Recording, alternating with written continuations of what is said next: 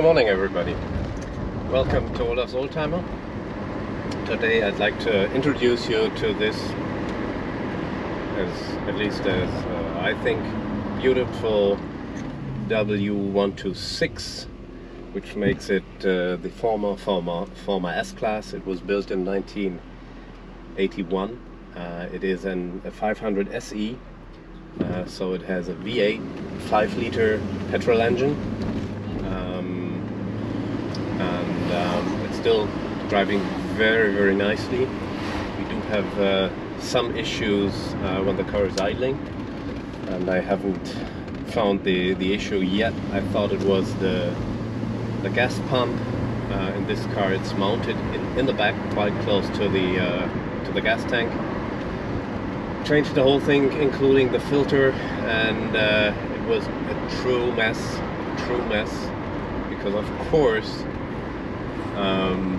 I did not mind to empty the gas tank before I opened the whole system. I was kind of aware that some gas might hit me, that it came out pouring without any resistance at all, caught me a bit by surprise, so I was a bit nervous, primarily because I don't run my own garage, and so I did it in front of my garage, and it was a warm summer day. It was already last year when I did that, and all that gas was spilling over the floor on the hot tarmac. So, well, I got help from my friend, and I'm just finding out, despite I had been warned,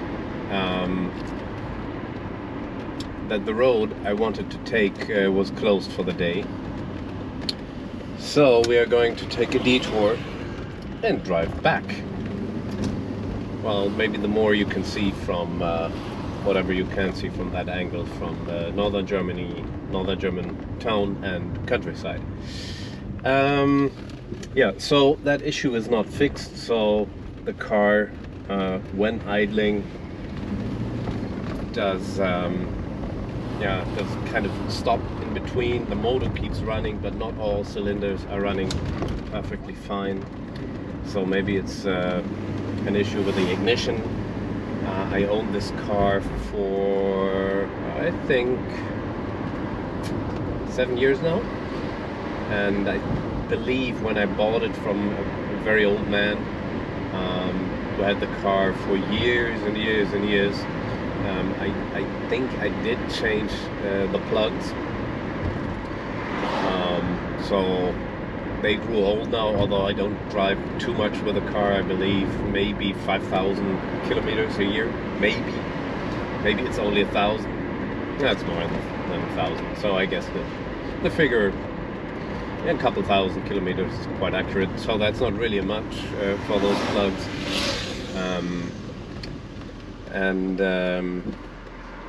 So yeah, it might be a plug issue. I think it's more in the area of the distributor, which I did exchange in the meantime, including the finger, because the old one was, I don't know, was it broken? So that might be the issue. I did change the little electronic controller for the idle, and had it repaired in the Netherlands, where an extremely genius guy is repairing those old components, and turned out it wasn't that device either. So there might be another reason behind it. This engine is equipped with the unfamous Cage-tronic from Bosch, and that one might be shot as well. Otherwise, I'd say the car is in really good shape. When I bought it, it was running on winter tires, which were, I don't know, 20 years old. I still have them, on steel rims, and they were rock hard, so I thought the suspension was shot, but it was only the tires. So I got the alloy wheels, which came in the trunk with the car, the originals, the Fuchsfelgen, and had them recoated put new tires, Chinese tires, which do quite well, not perfectly well. I'm not absolutely happy with them, but they do their job, especially as this is not really a racing car. However, when you're on the Autobahn, you can go 180 kilometers without any issue with this car. But those wheels, I don't know if they were mounted, well, the rubber on the alloys perfectly. So as you can hear, there's still some issues here and there. The car was bought originally by a company and driven by their director, which I could see from the original paperwork. And so it had been equipped quite well.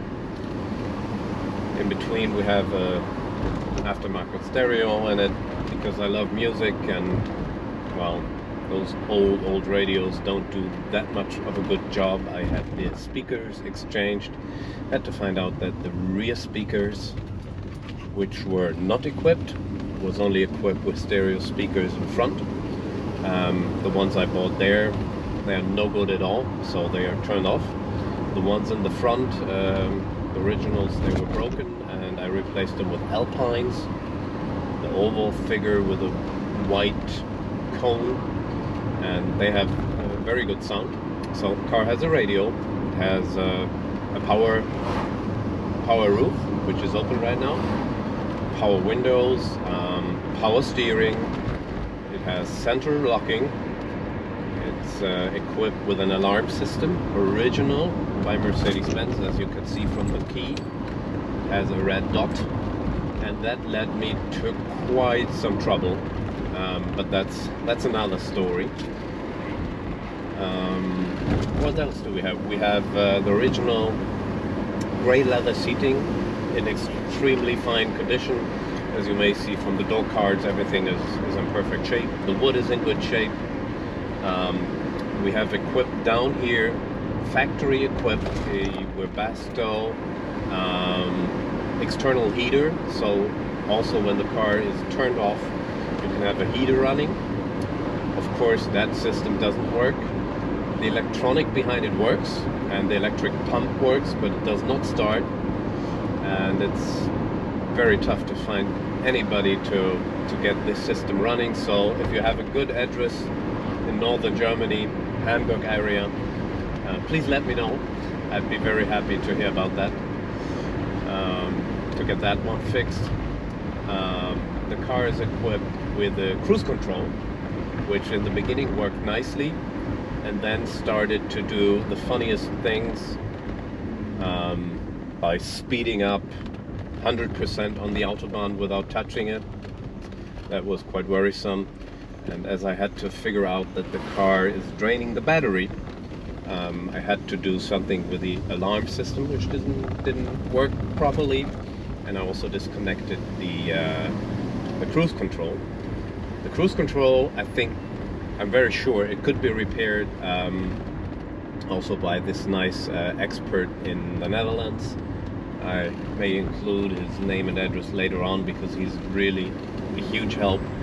My issue is I can't get the device itself loosened. It's installed inside the car, under the dashboard, and I just can't get that nut loose, and it's not that good accessible.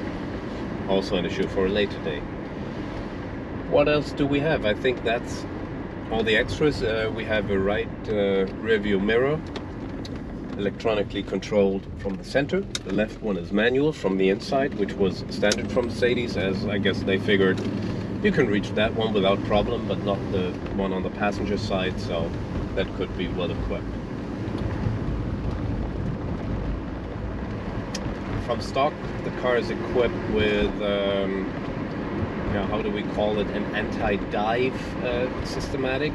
It's a mechanical leverage assembly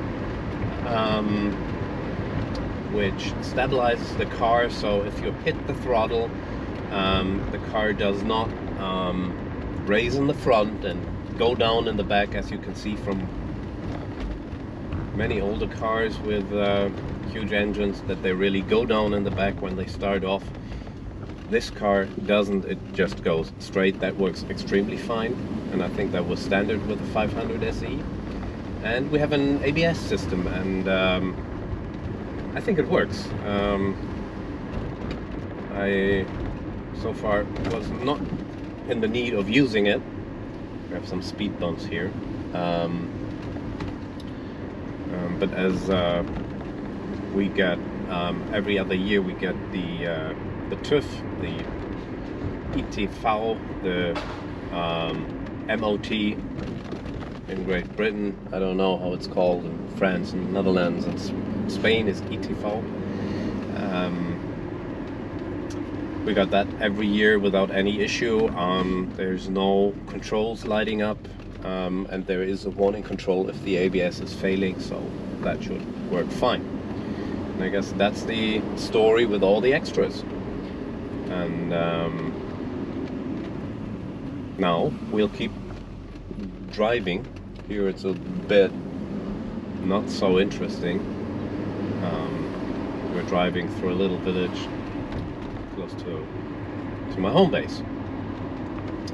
The engine itself is running extremely well, except for what I just explained, that the idling is not good. For a V8 5-liter, one might expect more output. I think it has 240-ish horsepower. This car is pre-catalytic converter. As it is in proper condition, it received the H license plate without an issue, and this means you are not restricted to enter any city limits with environmental restrictions. In Germany we have this traffic light systematic, red, yellow and green.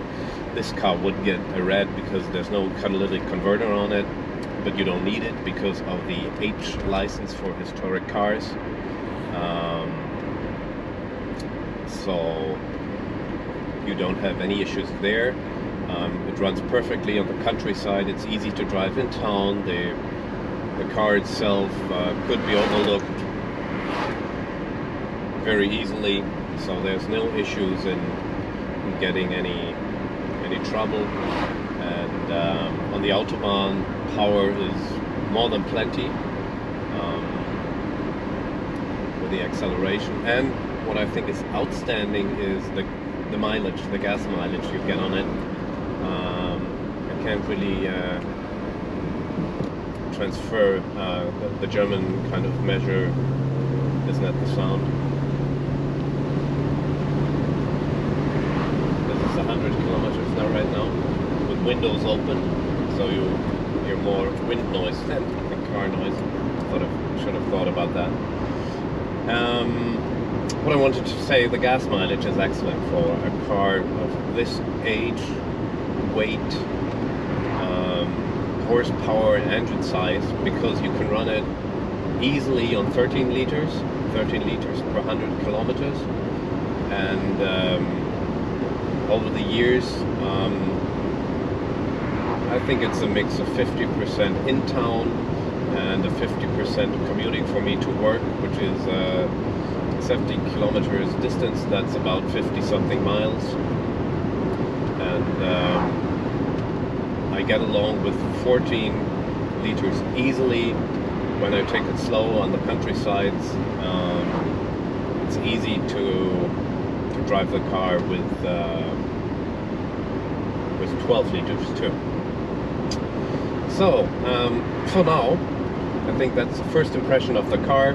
We will take a closer look at the outside, the inside, the interior. Of course, the engine also, its little issues. We have also some rust problematics we had on this car in the beginning. I had those fixed earlier on. Had the car waxed in a mixture with Mike Sanders and gold wax. I think the best products available. I think Mike Sanders is a British product, not sure. Gold is a German product. work perfectly fine. I usually don't drive the car in winter. I don't drive it usually in the rain. Of course, that happens because I think a car is made for driving. Of course, I want to preserve its value, and so yeah, no driving in the salt with this car, no extensive use in bad weather. It's parked in a garage, and yeah, no oxidation issues since then at all. So I changed the perspective for you a bit so you can see a glance of the driving position, not quite as you're mounted on passenger side window. Get a little driving experience as I did not prepare, as I guess I will mostly not do for my little videos. The windscreen is not washed, so you see the world more or less through my eyes. Just enjoy the ride.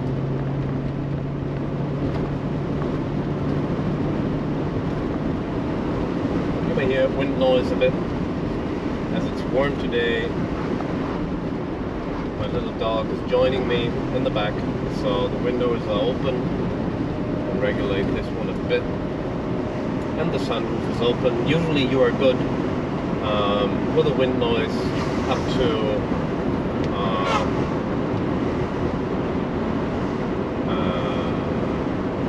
speed of, sorry, I was a little distracted because the car coming up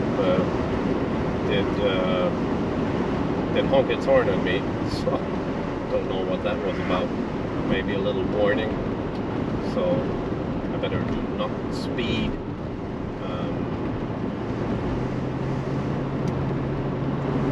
As you can see, the car is reacting instantly on the gas throttle, speeding up nicely. Brakes are also in great condition. Front ones just had been renewed with original AT discs and brake pads. I formally had this change done with aftermarket parts from the internet. I was not satisfied at all because the brake discs, after only a couple hundred, or maybe it was 1,000 kilometers, I don't know if they were warm or hot, and I drove through some water, so they bent, but they became wobbly and braking was horrible. And this time I decided to go for original equipment, and I'm extremely satisfied.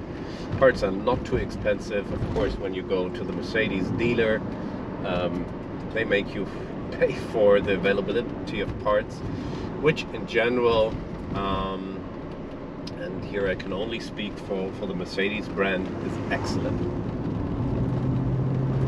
Listen to the engine, it's quiet, it's not like a US V8. It's very distinguished, very sophisticated sound. Yeah, parts availability is excellent. Prices at Mercedes-Benz grow day by day, which I think is only fair. I don't want to complain too much. Parts are available, and many stuff you can get also from various dealerships in the internet. So everything is available. Of course, as for other cars, this does not go for trim parts on the outside. It does not go for interior parts. So if you want a new leather seat, you may have big trouble. Or if you want to replace some wood in the interior, that will be a difficult one. I'm a member in the VDH Verein Deutscher Heckflossenfreunde, which is a huge community for old Mercedes cars. Originally fought for owners of the W110 series, Cola and Espanol. Fintails, I think, is the English expression. Flosse, Heckflosse, Mercedes Heckflosse, the German expression. that actually was my first oldtimer I ever had. It's long been sold, unfortunately, because I figured, I don't know what I thought. I don't know. It was in cream beige color. Maybe one day I'll pull out a picture of the car. And it was a 200 diesel with 55 horsepower. And on the Autobahn you could just make up with the trucks, which go between 80 and 100 kilometers. So it was really, really slow. But what a fine car it was. I could run it on 8 liters of diesel, 8 liters per 100 kilometers. So great fuel consumption. Really nothing to complain about that. Ran perfectly, no issues with the engine at all. None. And I had it for a long time, and also at that time I mainly used it. It was my daily driver. I used it for commuting to work every day. At that time, I think it was 40 kilometers, so around 30 something miles, one trip. And as already at that time, that was 20 years ago. Yeah, I'd say 20 years and a bit ago. And also at that time, availability of suiting tires was an issue, and it was only Michelin brand which still made that the size for that car, and they were so expensive and money was tight. So I figured it was a good idea to put on the original style diagonal tires, so not the steel rim tires, Stahlgürtelreifen. That wasn't a good decision at all, but I drove those tires. They were made in Uganda. Funza was the brand, and it was really inferior quality, or just the design of those tires. So the car was running around every little structure in the road, following that instead of where I wanted to go. They were disastrous in rain, and of course, as I used the car as a daily driver, also in winter, it was a disaster. But whatever. I came along, and at some point I sold the car. And coming back, Olaf's Märchenstunde today, why I became a member of the Verein der Heckflossenfreunde, because you get a lot of help and support from the crowd. You more or less automatically get a 10% discount with your Mercedes dealer, and you get a monthly, I think it's a monthly issue of their club magazine, which is also very helpful because it always displays new parts on stock, parts that are not available anymore from Mercedes, and the new sources. You get some reports from owners and some travel stories. So, and it's I think originally the yearly membership fee, I think, was 50 euros.